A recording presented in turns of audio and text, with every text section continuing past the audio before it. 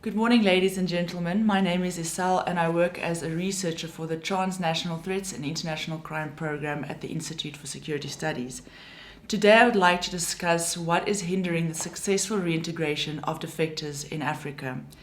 Now, there's been a recent media coverage on the returning foreign terrorist fighters, especially those defecting from groups like the Islamic State and those returning from Syria to countries like Canada, the UK and Australia.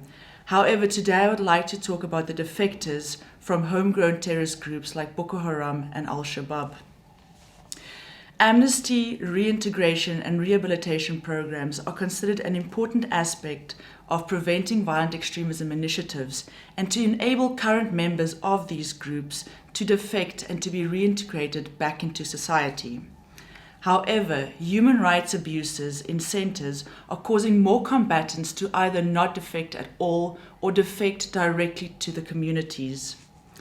In cases like these, civil society organizations working in the field of preventing and countering violent extremism are then informally given the responsibility to deal with these defectors.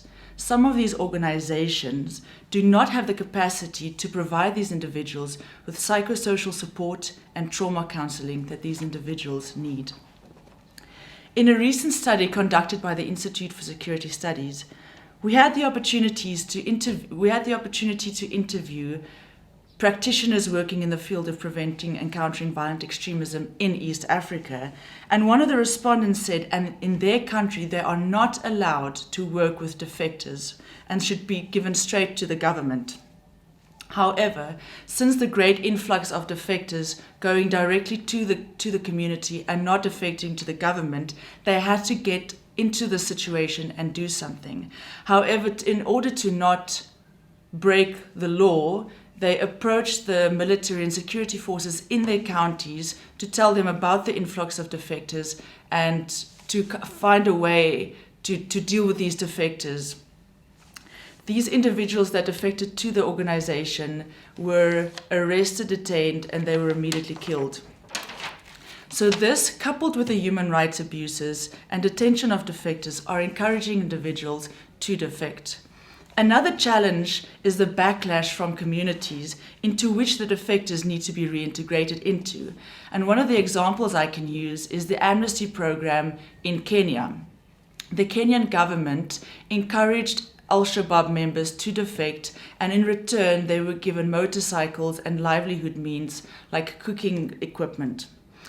However, once these defectors were given the motorcycles, they were informally labeled as terrorists, and not only were they killed by former Al-Shabaab colleagues, but they were also killed by the communities into which they were reintegrated.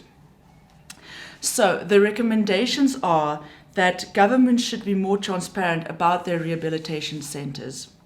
Next, governments should consider the way they communicate about these violent extremist groups.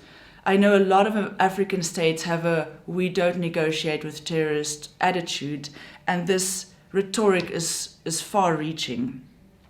The rhetoric around these groups could influence the way that military and security forces deal with defectors, as well as affect the backlash received from these communities. And lastly, governments should consider working with civil society organizations to help reintegrate these defectors into the communities. In the study that I've previously mentioned, the respondents also said that in their preventing and countering violent extremism programs, one of the activities is to bring defectors and the communities together and host forgiveness dialogues and reconciliation meetings to prepare the communities to accept back these defectors. Thank you very much.